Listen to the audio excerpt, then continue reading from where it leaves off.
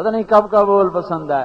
ایک بات بتاؤں, جن بھائیوں نے سچی توبہ کی, ادھر عورتوں میں سن رہی, جنہوں نے سچے دل سے کہا یا اللہ میری توبہ, مجھے اس رب کی قسم جس نے ہمیں جہاں جمع کیا ہے, انہیں مبارک, ان کے سب گناہ معاف, سب معاف. معاف کرنے ہونے کا کیا مطلب ہے؟ حقوق العباد جو ضائع کیے وہ گناہ معاف ہو گیا, البتہ حقوق کی ادائیگی باقی ہے. جو نماز, روزہ, زکوٰۃ کو ضائع کیا وہ معاف ہو گیا, اس کی ادائیگی باقی ہے. نماز نہیں پڑھی, معاف ہو گیا, قضا دو. روزے نہیں رکھے, معاف ہو گیا, قضا دو. آج تک زکوٰۃ نہیں دی, معاف ہو گیا, حساب کرو. انگلینڈ میں ایک آدمی سے ہم ملے, پتہ نہیں کتنا رزق تھا اس کے پاس, 2 انگوٹھیاں, پتہ نہیں 82 کی بات, 1982 میں ایک انگوٹھی 8 لاکھ کی, ایک 7 لاکھ کی.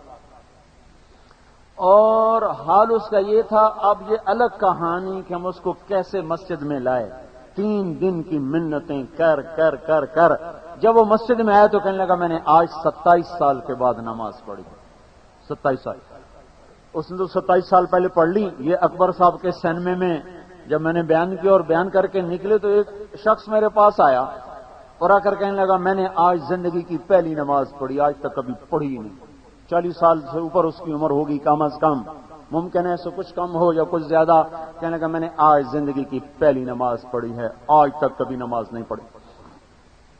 تو اس آدمی نے 3 دن ہمارے ساتھ لگائے. 3 دن میں جو اللہ نے اس کو بدلا, 1 ہفتے میں 27 سال کی زکوٰۃ ادا کر دی. 1 ہفتے میں. پاکستان آیا اور اپنے غریب رشتہ داروں میں 27 برس کی اس کی کتنی زکوٰۃ بنی ہوگی تقسیم کر کے واپس چلا گیا. اور وہ دن, آج کا دن, اس کی تہجد قضا ہے, نہ اس کی نماز قضا ہے, نہ اس کا روزہ قضا ہے. میرا اس سے فون پہ رابطہ رہتا. یا 27 سال میں 1 سجدہ نہ تھا. تو بھائیو, جو باقی حق ہے وہ ادا کریں گے, اور جو تلف کیا تھا وہ معاف ہو گیا.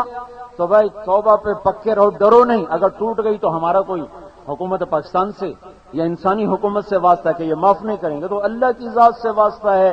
میرا رب کہتا ہے ان استقالنی عقلت لا, ان استقالنی عقلت لا. تو توڑ کے آ, میں پھر جوڑ کے دے دوں گا. تو توڑ کے آ, میں پھر جوڑ کے دے دوں گا. اور تیرے جوڑ میں تو نظر آتا ہے یہ جوڑ, یہ جوڑ, یہ جوڑ. میں جو تجھے توبہ جوڑ کے دوں گا اس میں کوئی جوڑ نظر ہی نہیں آئے گا. فرشتوں کو بھی نہیں پتہ چلے گا, انسانوں کو نہیں پتہ چلے گا, پر تو کر تو صحیح, تو کر تو صحیح. تو میرے بھائیوں, اس پر جو پچھلا ہوا معافی مانگو. اگلا کیا ہے؟ حضرت محمد صلی اللہ تعالی علیہ وسلم کی پاکیزہ زندگی کو اپنا نصب العین بناؤ. تبلیغ, اس کو سیکھنے کی محنت ہے. نبی کی ہماری زندگی موجود ہے, محفوظ ہے. مسجد کی عبادت موجود ہے, گھر کی زندگی موجود ہے. بیٹیوں کا شادی کر کے بتایا, یوں بارات رخصت کی جاتی ہے. دامادوں کو حسن سلوک کر کے بتایا کہ یوں رشتے نبھائے جاتے ہیں. دشمنوں کو معاف کر کے بتایا کہ یوں معاف کیا جاتا ہے. سالار بن کے دکھایا, حاکم بن کے دکھایا, امام بن کے دکھایا, اور میدان جنگ کا سپاہی بن کے دکھایا, پڑوسی بن کے دکھایا. رات کی عبادت سمجھائی, دن کا کام سمجھایا, تجارت کر کے دکھائی. آپ اپنے گھر کا کام خود کرتے تھے, اپنے کپڑے خود دھوتے تھے, آٹا گھر میں خود گوندتے تھے. حضرت عائشہ روٹی پکاتی, آپ آٹا گوندتے تھے, برتن دھوتے تھے, گھر میں جھاڑو دیتے تھے. اپنے اونٹ کا چارہ سر پہ اٹھا کر خود لا کر اس کو ڈالتے تھے, اور اپنے اونٹ کو پانی خود پلاتے تھے, اپنے جوتے کو خود سی لیتے تھے. یہ گھر کی زندگی سمجھائی ہے, یہ گھر کی معاشرت سمجھائی ہے. گھر میں محبت کرنے والے, ہنسنے والے, مسکرانے والے. حضرت عائشہ رضی اللہ تعالیٰ عنہ پانی پیتی, اور جیسے یہاں ہونٹ لگے, جو وہ پیالہ رکھ دیتی تو ہمارے نبی اٹھاتے. جہاں حضرت عائشہ نے پانی پیا ہوتا تھا وہاں سے ہمارے نبی پانی پیتے. یہ محبت کے انداز سکھائے, یہ گھر کی زندگی سمجھائی. ایک جہاز سے واپس آ رہے, صحابہ سے کہا آگے چلے جاؤ. وہ چلے گئے, یہاں تک کہ نظروں سے دور ہو گئے. تو آپ نے حضرت عائشہ سے کہا میرے ساتھ دوڑ لگاؤ گی؟ لگاؤں گی. دوڑ لگائی, حضرت عائشہ آگے نکل گئے, حضور پیچھے رہ گئے. کچھ عرصہ گزرا, پھر آپ ایک جہاز سے واپس آ رہے تھے, تو آپ نے کہا میرے ساتھ دوڑ لگاؤ گی؟ کہا لگاؤں گی. صحابہ کو آگے کر دیا. تو جب دوڑ لگائی تو حضرت عائشہ فرماتی ان دنوں میں ذرا بھاری ہو گئی تھی, تو حضور آگے بڑھ گئے, میں پیچھے رہ گئی. تو آپ نے فرمایا یہ عدلے کا بدلہ ہو گیا, یہ گھر کی زندگی بتائی، یہ گھر کی معاشرت بتائی، تجارت کر کے بتایا۔ آپ لوگ تو اکثر تاجر ہیں، تجارت کر کے خود عملی طور پہ آپ نے تجارت کو کیا ہے، تجارت کو کیا ہے۔ اور ایک حدیث میں آتا ہے اگر اللہ تعالیٰ جنت میں تجارت کی لوگوں کو اجازت دے دیتا تو لوگ یا کپڑے کی تجارت کرتے یا عطر کی تجارت کرتے، یا کپڑے کی۔ میں نے کہا فیصلہ آباد والے تو پھر سب سے آگے ہوتے، اربوں کو بھی چکر دے جاتے۔ تو تجارت خود آپ نے کر کے بتایا، عہد و پیمان کر کے بتایا، زراعت کی زندگی سمجھائی، تجارت کی سمجھائی، معاملات کی سمجھائی، قاضی بن کے دکھایا، نمازی بن کے دکھایا، رات کا رونا دکھایا، شادیاں دکھائیں۔ ایک ایک چیز اور بتاؤں، مالداروں کے لیے بھی گنجائش کی ہے۔ ایک دفعہ آپ نے بڑا قیمتی جوڑا پہنا، بہت قیمتی جوڑا، وہ سنت نہیں ہے سمجھنا، وہ اجازت ہے، وہ سنت نہیں وہ اجازت ہے۔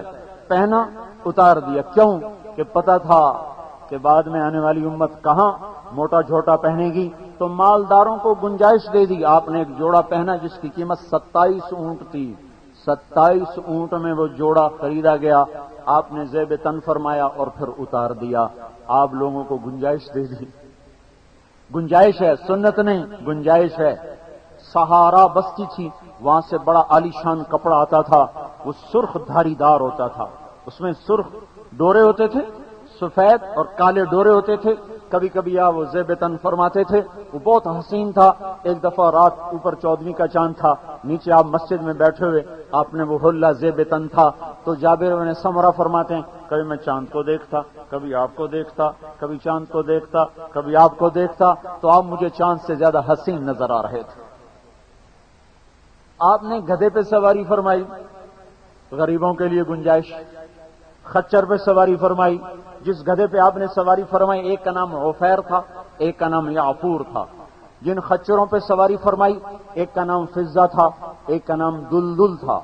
دلدل کا خچر آپ کو مصر کے بادشاہ نے ہدیے میں بھیجا تھا۔ پھر یہ خچر مشہور ہوا کہ حضرت علی نے اس پہ بیٹھ کر نہروان کی جنگ خوارج کے خلاف لڑی تھی، اس سے یہ خچر مشہور ہوا۔ پھر آپ نے اونٹنیوں پہ سواری فرمائی تو ایک کا نام عزبا تھا، ایک کا نام شہبا تھا، ایک کا نام جدعا تھا، ایک کا نام قصوا تھا۔ آپ نے 2 اونٹوں پہ سواری فرمائی تو ایک کا نام عسکر تھا، ایک کا نام ثعلب تھا۔ یہ تو آ گیا غریب سے لے کر درمیانے درجے کے لوگ۔ اب مالداروں کے لیے بھی گنجائش نکالی تو آپ نے ایک گھوڑے پہ سواری فرمائی، اس کا نام تھا سکب۔ دوسرے پہ سواری سکب، احد کی جنگ جو آپ نے لڑی ہے تو آپ اس دن اپنے گھوڑے سکب پر سوار تھے۔ ایک کا نام تھا سبہا، ایک کا نام تھا سکب۔ یہ بڑے حسین گھوڑے کے ناموں کی مناسبت ہے۔ سبہا، سکب کہتے ہیں بہنے کو، وہ اتنا تیز دوڑتا تھا کہ لگتا تھا جیسے بہتا ہوا جا رہا ہوں۔ اور سبہا کہتے ہیں تیرنے کو، وہ اتنا لمبا قدم اٹھاتا تھا کہ بالکل اس کا سینہ زمین کے برابر ہو جاتا تھا اور لگتا تھا جیسے تیرتا ہوا جا رہا، اس کا نام تھا سبہا۔ ایک گھوڑا تھا، اس کا نام تھا ورد، وہ ایسا خوبصورت تھا کہ جیسے گلاب کھلا ہوا، اس کا نام تھا ورد۔ ایک گھوڑے کا نام تھا یعصوب، شہد کی جو مکھی ہوتی ہے نا سردار ملکہ، اس کا نام ہوتا ہے یعصوب۔ وہ مکھیوں میں نمایاں نظر آتی، وہ گھوڑا ایسا حسین تھا کہ گھوڑوں کے جم گھٹے میں وہ نمایاں نظر آتا تھا، اس لیے اس کا نام تھا یعصوب۔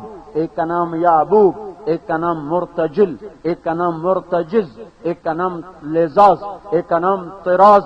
یہ گھوڑے ہیں جن پر ہمارے نبی نے سواری فرما کر آپ کے لیے راستہ کھول دیا۔ اجازت، سنت نہیں ہے، اجازت ہے، گناہ نہیں ہوگا۔ اگر حلال ہے، اگر حرام سے ہے پھر تو کھوتی پر بھی وبال ہے، پھر تو کھوتی بھی خریدے گا تو پکڑا جائے، روکھی بھی کھائے گا تو، رشوت کے پیسے سے روکھی روٹی کھائے تو بھی آگ ہے، اور تر کھائے تو بھی آگ ہے۔ حلال سے گنجائش کی اجازت دے دی، سہولت تک اجازت دے دی، چونکہ آپ غریبوں کے بھی نبی، مالداروں کے بھی نبی، بادشاہوں کے بھی نبی، وزیروں کے بھی نبی، عورتوں کے لیے بھی، مردوں کے لیے بھی۔ آپ نے 11 شادیاں کی، عورتوں کو چائس دے دیا، مرد چونکہ مضبوط ہوتا ہے اس کے سامنے نمونہ ہے محمد مصطفیٰ صلی اللہ علیہ وسلم، عورتوں کو نمونے کے لیے 11 دے دیے، 11 ڈیزائن دے دیے تاکہ کمزور درجے کی عورت بھی ہے، مضبوط بھی ہے، کوئی اما خدیجہ کے پیچھے چلے، کوئی اما عائشہ کے پیچھے چلے، کوئی ام سلمہ کے پیچھے، کوئی جویریہ کے پیچھے، کوئی صفیہ کے پیچھے، کوئی زینب بنت جحش کے پیچھے، کوئی زینب بنت خزیمہ کے پیچھے، کوئی ام حبیبہ کے پیچھے، اور کوئی جویریہ کے پیچھے. یہ سارے چوائس دیے ہیں. ورنہ آپ خود سوچیں، ایک شخص کی عمر ہے 25 سال اور وہ ایسا حسین ہے کہ حسن خود اس پہ فدا ہے، اور وہ شادی کرتا ہے 40 سال کی عورت کے ساتھ. کوئی سمجھ میں آنے والی بات؟ اور ایسی عورت جو پہلے 2 نکاح کر چکی، ہر نکاح سے اولاد ہے. اللہ نے ایسا حسن بخشا تھا. ام معبد الخزاعیہ کے خیمے میں آپ نے دودھ پیا. جب آپ ہجرت میں جا رہے تھے تو راستے میں گزر ہوا، پیاس لگی. ایک عورت تھی، اس کا خیمہ تھا راستے پر. وہاں آئے، کچھ بھی نہیں. کہا اماں کچھ کھانے کو پینے کو ملے گا؟ کہا بیٹا کچھ بھی نہیں. تو ایک بکری کھڑی تھی بالکل کمزور کونے میں. کہ یہ بکری کیوں کھڑی ہے؟ کہ یہ تو اتنی کمزور ہے کہ ریوڑ میں چرنے بھی نہیں جا سکتی، تو میرا میاں اس کو یہیں چھوڑ کے چلا گیا. کہ اچھا یہ بکری مجھے دے دو. کب پکڑو. قریب لائی، آپ نے اس کے تھونے پہ ایسے ہاتھ پھیرا، وہ ایک دم دودھ سے بھر گیا. تو آپ نے خود نکالا اور ابو بکر کو پلایا، اور جو عبداللہ بن عریقت غلام جو راہبر تھا اس کو پلایا. عامر بن فہیرہ کہ ابو بکر صدیق کے غلام تھے ان کو پلایا. پھر آخر میں خود پیا. پھر دوبارہ آپ نے ہاتھ پھیرا، وہ پھر بھر گئے.